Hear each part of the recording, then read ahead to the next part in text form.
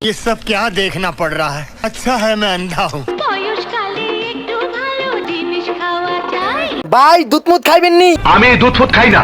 আপনি না খাইলেও সিনেমার নায়ক ভিলেনেরা ঠিকই খায়।